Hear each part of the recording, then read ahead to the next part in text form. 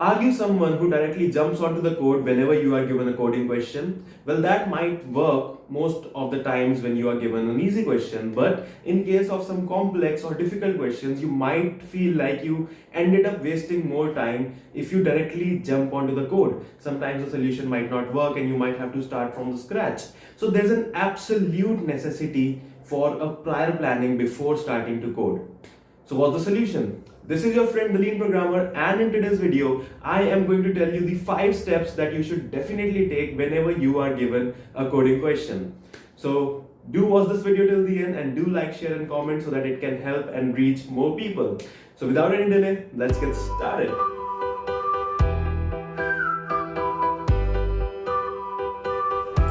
So I hope that you guys are super excited to know the 5 steps which I'm going to tell you on how to approach any coding problem. Before we start, do check out this article on the same topic on Medium as well.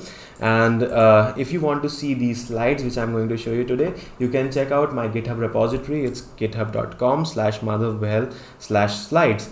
This repository will have my previous presentations as well, and I'll keep updating this repository with my future talks and presentations as well.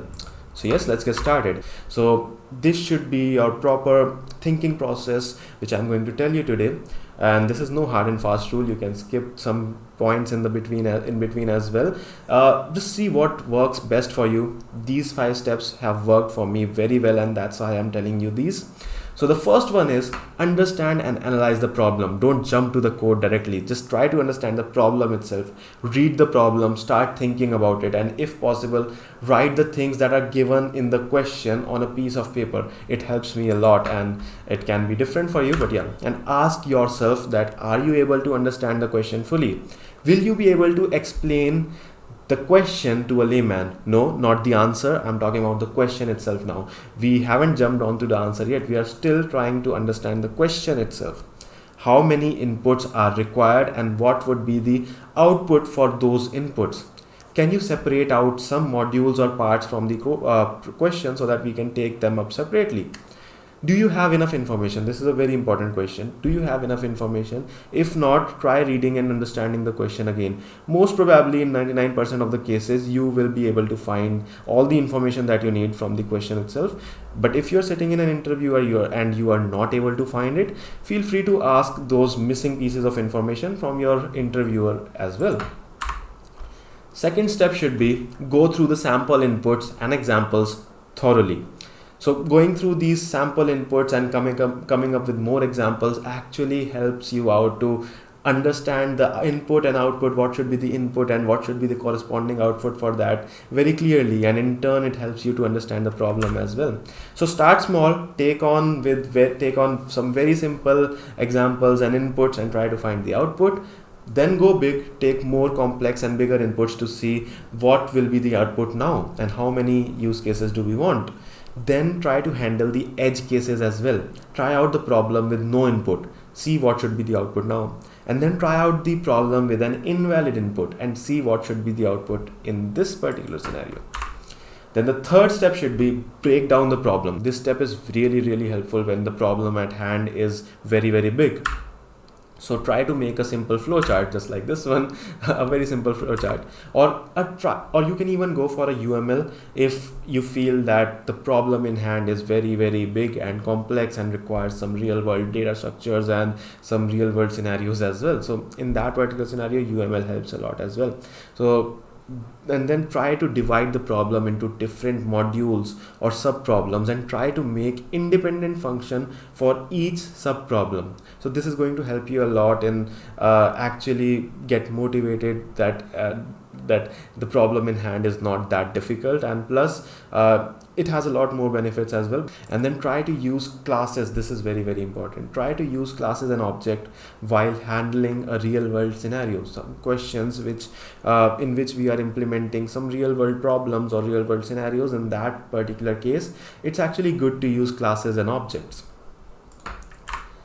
Now the fourth step is start solving the problem or start coding. So this is actually the fourth step according to me, which I take. I don't jump into the coding whenever I'm given any problem, I first try to understand the problem. So yes, now that you have analyzed the problem, it's actually the time to write the code. And if you can't solve the problem fully at once, don't worry, try to solve those sub parts which you made in the previous question. So now here comes the biggest benefit of breaking down the problem into subparts. Try to solve those subparts as well, and gradually you can actually figure out the whole problem as well. So yes, always keep these three things in mind: that the point where you started, the point where you are right now, and what is your destination. So whenever you have these three checkpoints in your mind, you will never get lost no matter what path you take.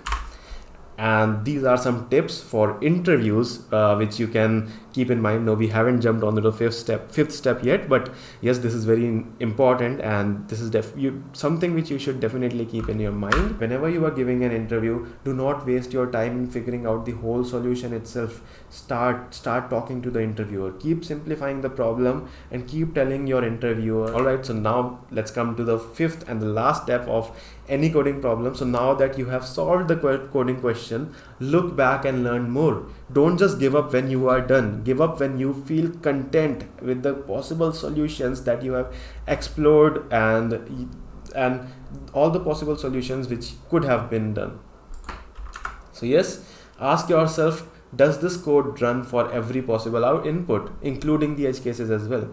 Is there any other way to solve the problem? Is the code which I have written efficient enough? Can it be more efficient? Is this code readable?